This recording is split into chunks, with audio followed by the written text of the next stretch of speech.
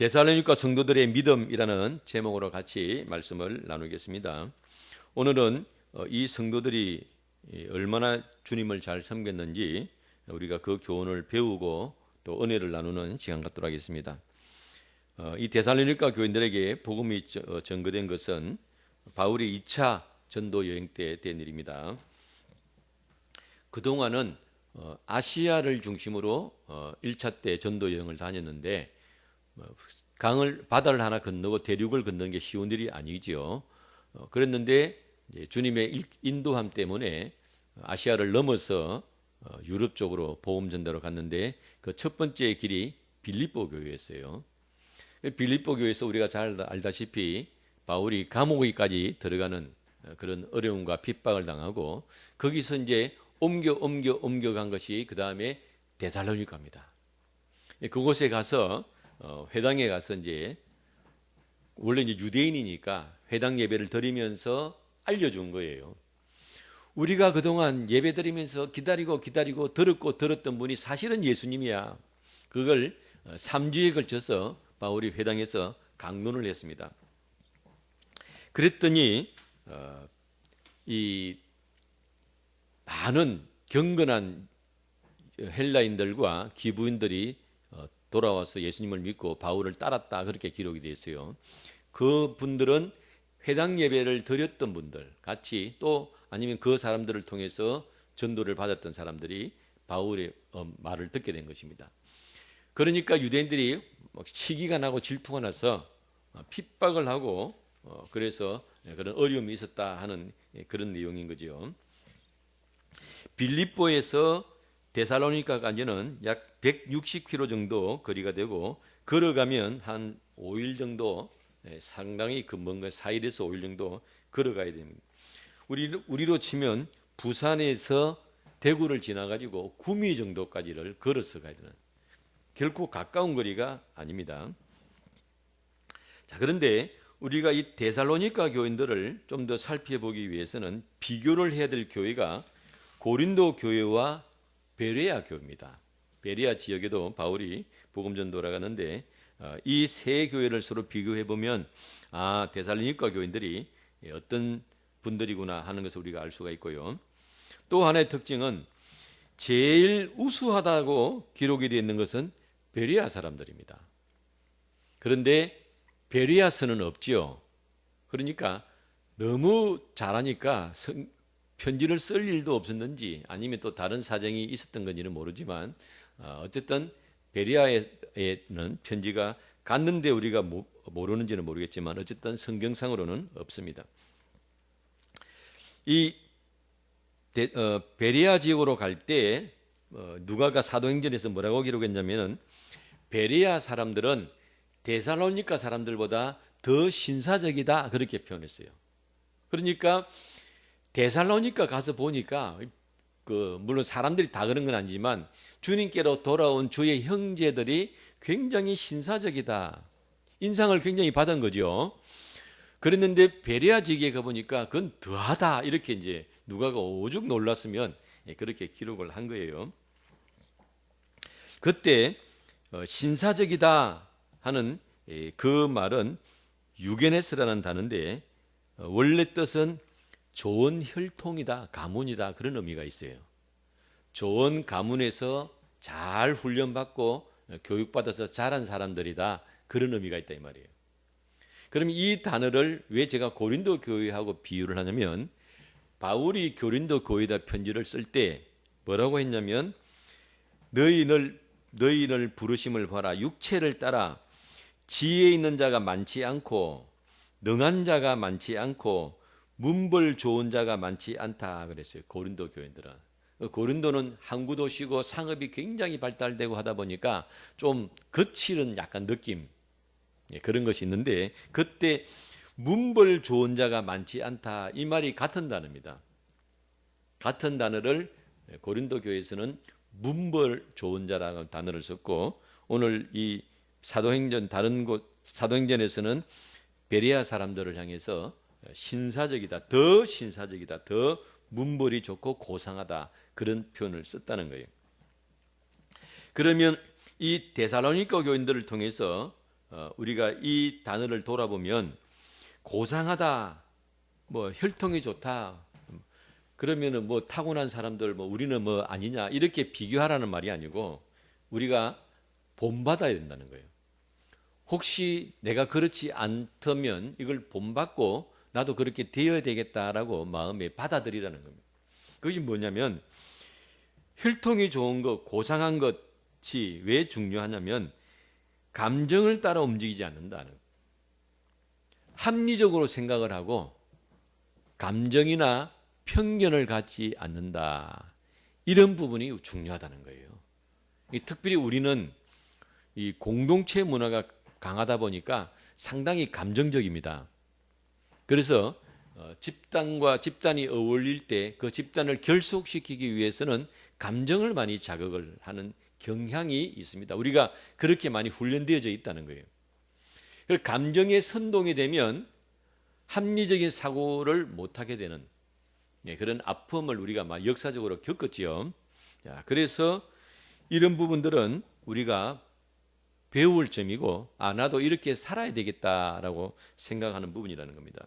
그래서 좀 합리적으로 생각을 하고 감정을 따라서 쉽게 요동하거나 흔들리지 않고 좋다고 해서 날뛰지 않고 나쁘다고 해서 돌아서지 않고 이렇게 쭉 마음의 중심을 지키면서 가는 그 능력을 이 데살로니가 성도들이 가지고 있었다는 것입니다. 이것은 우리가 상당히 본받고 배워야 될 중요한 부분이고 이런 밑바탕이 예수님을 믿는 데 있어서 굉장히 중요한 기초가 되어서 바울이 오죽하면 데살로니가 교인들에게 편지를 쓰면서 내가 너희들에겐 더 할 말이 없다 이 말이에요. 왜요? 잘하고 있으니까. 잘하고 있으니까 내가 더 이상 할 말이 없다고 할 그 밑에 밑바닥에 있는 탄탄한 구조가 무엇이냐면은 인격이래. 인격. 지식과 함께 인격이 받치고 있기 때문에 그 교회가 굳건하게 올라가서 설 수 있었다는 것입니다. 사람이 좋을 때는 누구나 다 정상적인 사람이면 좋을 때 좋은 거지요. 다 좋을 때는 좋은 거예요. 그런데 관계가 틀어진다든지 감정이 상한다든지 뭔가 나하고 의견이 안 맞았을 때 어떻게 내가 그 문제를 처리하느냐가 더 중요한 부분입니다. 좋을 때는 나타나지 않던 것들이 이권이 걸린다든지 감정이 상한다든지 했을 때 나타나는 거예요. 그 데살로니가 교인들이 더 신사적이다 하는 것은 바로 그런 부분이 있다는 것입니다. 나하고 의견이 다르고 내가 감정이 상하고 내가 피해를 당하고 내가 손해를 봤을 때 그것을 어떻게 처리하느냐. 그것을 잘 처리하고 잘 받아들이니까 데살로니가 교회가 안정되게 평안하게 성장해 갔다는 것을 우리가 돌아볼 수 있다는 것입니다. 자, 이렇게 이 데살로니가 교인들은 이런 배경을 가지고 있는 분들이었고, 자, 그 다음에 상황은 바울이 이 데살로니가에 복음 전도를 갔을 때 우리가 상황을 좀 살펴볼 필요가 있습니다. 상황은 아주 궁짝이 맞아요.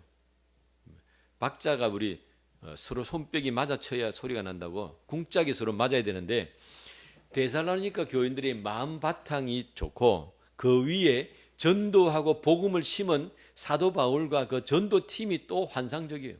그래서 환상의 궁합입니다. 뭐라고 바울이 표현을 했냐면 내가 너희에게 전도하러 가서 너희에게 누를 끼치지 않기 위해서 우리가 밤낮으로 일하면서 너희에게 복음을 전거했다 그랬어요.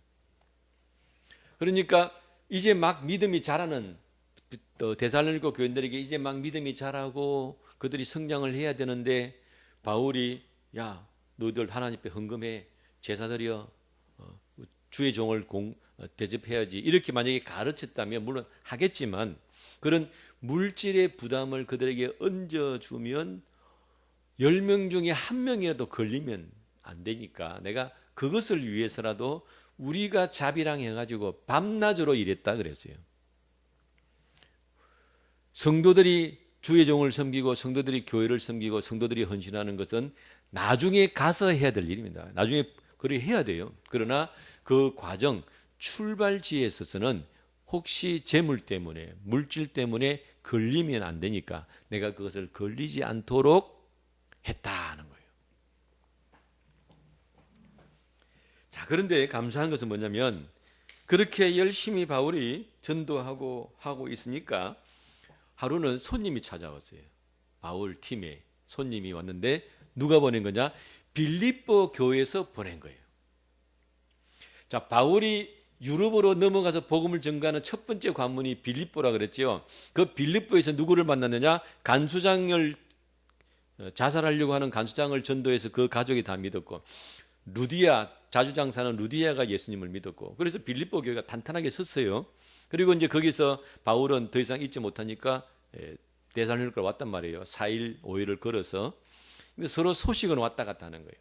그 듣기를 사도 바울 선생님이 밤낮으로 일하면서 그 지역에 복음 전가하기 위해서 애쓴다 하니까 빌립보 교인들이 어떻게 하겠습니까? 다 그 어려운 형편에서 서로 헌금을 하고 모아가지고 경비를 보태가지고 짊어지고, 옛날에는 다 짊어지는 거예요. 이고지고 해가지고 바울에게 온 거예요. 그걸 최소한 2번 이상을 한 거예요. 2번 이상을 공급을 해서 그 힘으로 바울이 자비랑도 했지만 빌립보 교인들이 또 흠신해서 같이 그 일을 감당하도록. 그게 선교죠. 그렇게 해서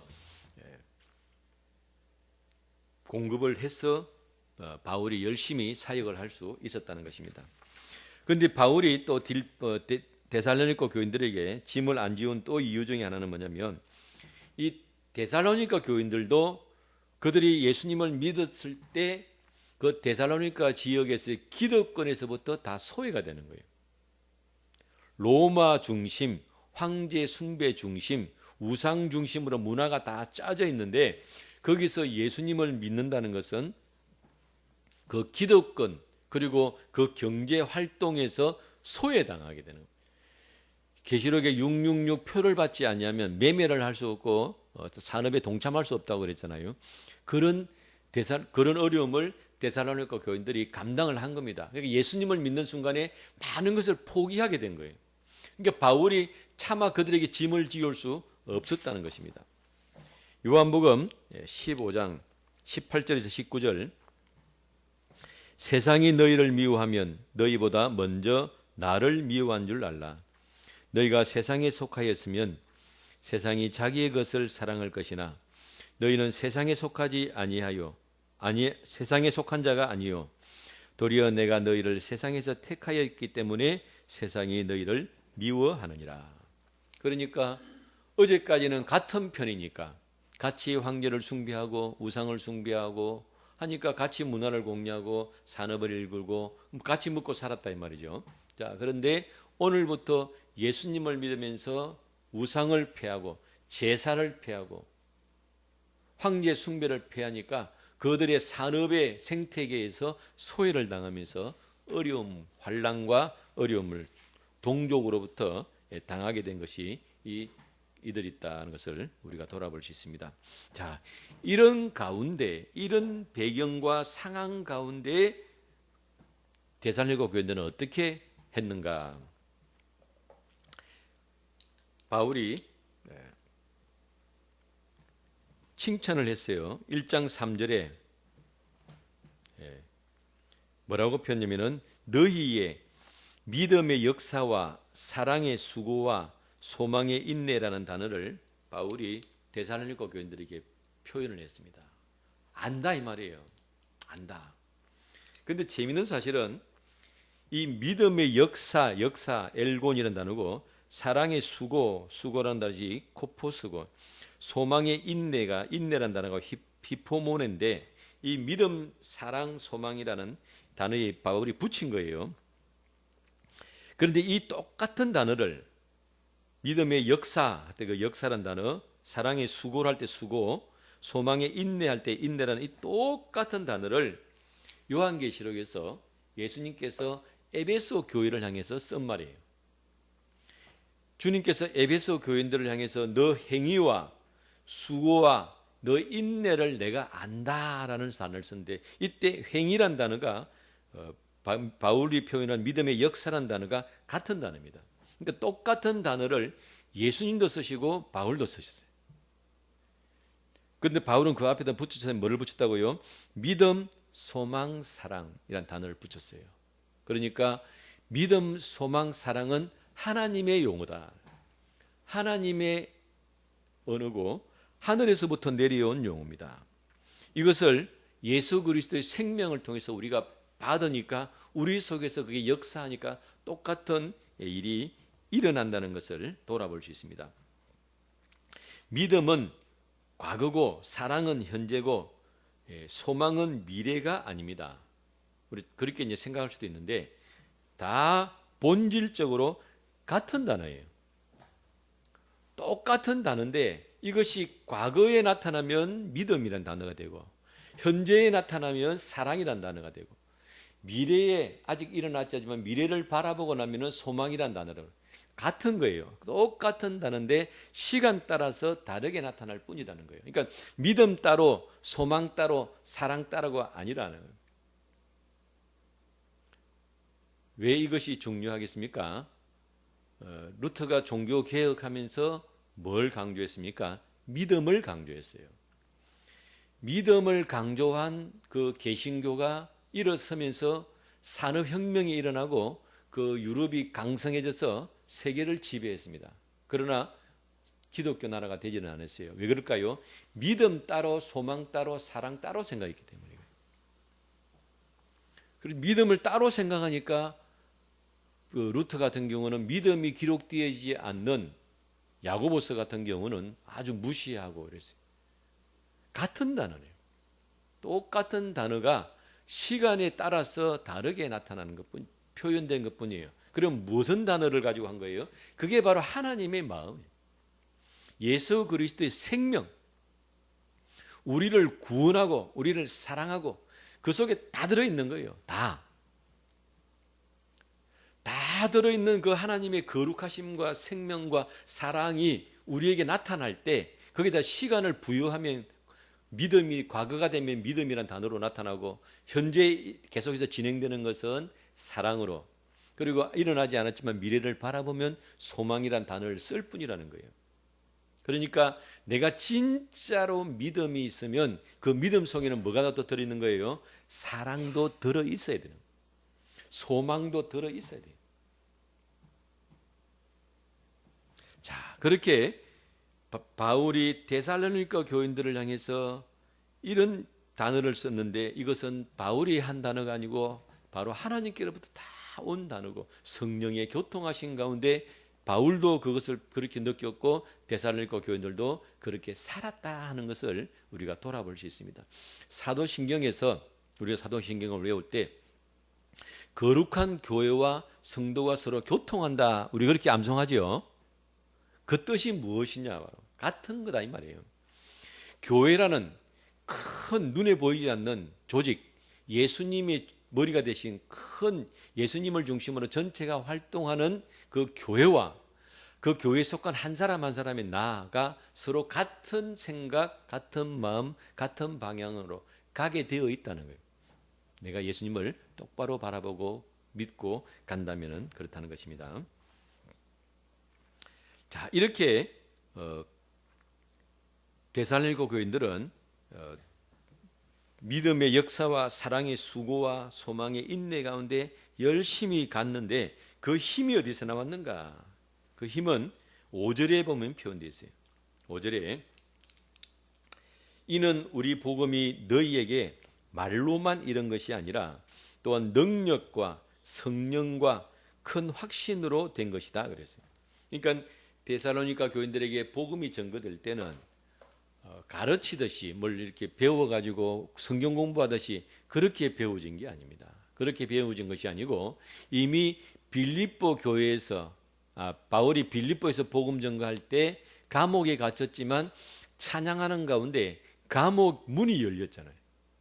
터가 움직이고 감옥 문이 열리는 그 놀라운 경험을 안고 데살로니가로 온 거예요.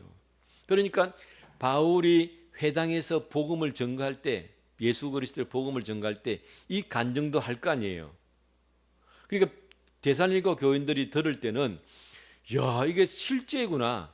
하나님이 지금도 살아 역사하시는구나. 감옥 문도 여시는구나. 죽으려고 하는 간수도 살리셨구나. 이게 데살로니가 교인들이 바로 듣게 되는 겁니다. 사도행전에 뭐 데살로니가 지역에서 뭐 기적을 베풀었다 이런 기록은 없습니다. 없는데 그 빌립보에서 있던 그 경험들이 그대로 데살로니가에서 왔을 가능성이 굉장히 높아요. 물론 바울과 그 사역자들이 치유하고 했을 수도 있는데, 그러나 그때의 그 큰 충격과 주님의 은혜가 데살로니가 교인들이 아멘으로 받고 먹었다는 사실을 우리가 돌아볼 수 있다는 것입니다. 또한 그렇게 큰 능력과 확신을 받았기 때문에 환난이 와도 능히 감당해내는 거예요. 예, 이미 환난이 올 줄 알았기 때문에. 바울 선생님이 하나님이 보내신 분이고 예수님을 만났고 했는데도 감옥에 갔잖아요. 근데 감옥에 갔는데 거기서 감옥이 문이 열리고 나오고 그 감옥에서 지키던 관수장이 예수님 믿은 걸 이 데살로니가 교인들은 봤잖아요. 들었잖아요. 그러니까 환난이 오는 것도 이미 알고 있고, 환난이 와도 두려워하지 않을 것은 뭐예요? 거기서 나올 것도 이미 알고 있고. 그래서 환난 가운데도 그들은 꿋꿋하게 믿음을 지켰어요. 그렇게 믿음을 지켰더니 소문이 났어요. 소문이. 와, 데살로니가 사람들 말도 마라. 보통이 아니다. 그 소문이 그 지역 주변으로 퍼져서 마케도니아 그 부근으로 다 퍼졌다는 겁니다. 그만큼 모범적이고 좋은 교회가 된 것이 데살로니가 교인들입니다. 그러면은 이 데살로니가 교인들이 도대체 무엇을 했기 때문에 소문이 퍼졌을까? 그들이 막 전도할 때 기적이 나타나고 죽은 사람이 살아나고 그래서 됐을까? 아무리 생각을 해봐도 그것보다는 그들이 변함없이 그 자리를 지키는 것. 좋을 때나 나쁠 때나 주님 말씀을 따르면서 성실하게 예배드리는 그 모습이 아니겠는가? 환난과 어려움과 역경 가운데서도 그 자리를 지키면서 예배드리는 그 모습들이 좋은 소문이 되지 않았을까? 또 그런 가난 가운데 핍박 가운데서도 헌신하고 봉사해서 나눠주고 섬기는 그런 아름다운 모습들, 그런 것들이 소문이 나지 않았을까라고 우리가 생각해 볼 수 있습니다. 자, 그 다음에 바울이 이들의 믿음을 또 요약을 해놨어요. 그것은 9절과 10절입니다. 그들이 우리에 대하여 스스로 말하기를 우리가 어떻게 너희 가운데 들어갔는지와 너희가 어떻게 우상을 버리고 하나님께로 돌아와서 살아계시고 참되신 하나님을 섬기는지와 이렇게 됐어요. 이때 그들이라는 것은 소문 들은 사람이에요. 데살로니가 교인들에 대한 소문을 들은 사람이 그 소문을 듣고 바울에게 이게 또 우리가 들었다는 그 이야기가 다시 바울 귀에 들어갔다 이 말이에요. 그래서 그들이 말하기를 사도 바울이 데살로니가 와서 복음을 전거했더니 그들이 뭐 했다고? 우상을 버렸다. 제일 먼저 뭐 했다고요? 우상을 버렸다. 우리가 성경에서 우상이라 그러면 그 우상이라는 것은 그걸 인수분해를 하면 두 단어를 딱 생각해야 됩니다. 첫 번째는 뭐냐면은 재물이에요. 재물. 물질이 있고 또 하나는 뭐냐면은 음란이 있어요. 이 두 가지가 결합된 게 우상입니다. 지금도 사람들이 우상을 숭배하는 이유가 뭡니까? 다 복 빌어서 나 잘 되게 해달라. 많은 투자하고 10만 원 벌게 해달라. 이게 우상 아니에요. 등 걸잖아요. 등을 걸 때 내가 10만 원 걸고 얼마 벌게 해달라고? 100만 원 벌게 해달라고. 그게 우상이에요.